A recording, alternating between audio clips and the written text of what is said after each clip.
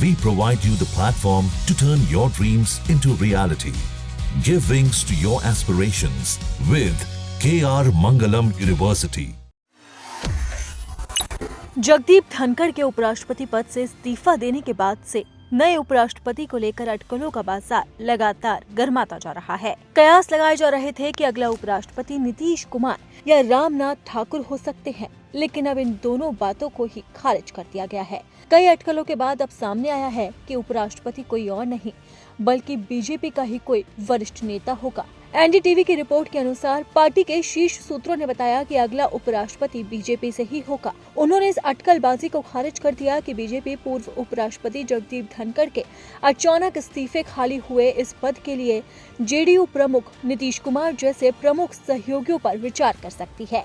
इससे पहले जेडीयू नेता और केंद्रीय मंत्री रामनाथ ठाकुर और बीजेपी अध्यक्ष जेपी नड्डा के बीच हुई मुलाकात ने अटकलों को हवा दी थी कि वो इस पद के लिए चुने जा सकते हैं। बीजेपी नेताओं ने ये भी कहा कि पार्टी ने उपराष्ट्रपति पद के बारे में जेडीयू नेतृत्व से कोई बात नहीं की है। चुनाव आयोग ने उपराष्ट्रपति चुनाव की तैयारी भी शुरू कर दी। चुनाव आयोग ने एक प्रेस विज्ञप्ति में कहा है कि औपचारिकताओं के बाद चुनाव कार्यक्रम की घोषणा की जाएगी। चुनाव आयोग ने कहा कि घोषणा से पहले शुरू की गई प्रमुख गतिविधियों में शामिल है निर्वाचक मंडल की तैयारी, जिसमें राज्यसभा और लोकसभा के निर्वाचित और मनोनीत सदस्य शामिल है, रिटर्निंग ऑफिसर, सहायक रिटर्निंग ऑफिसरों को अंतिम रूप देना और पिछले सभी उपराष्ट्रपति चुनावों की पृष्ठभूमि सामग्री तैयार करना और उसका प्रसार करना। विपक्ष ने अभी तक इस शीर्ष पद के लिए किसी नाम का प्रस्ताव नहीं रखा।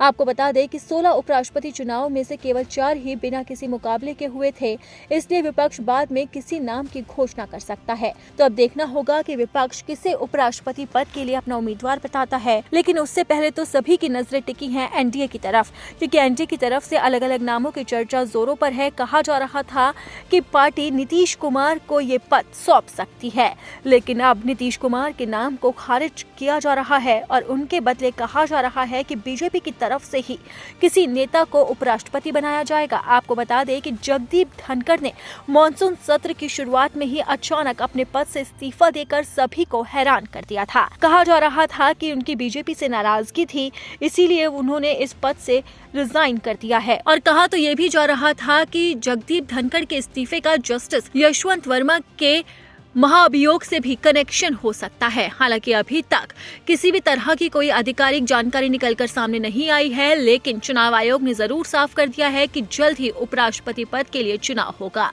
तो अब देखना होगा कि एनडीए और विपक्ष की तरफ से कौन इस चुनावी जंग में सामने आता है और कौन होगा देश का अगला उपराष्ट्रपति।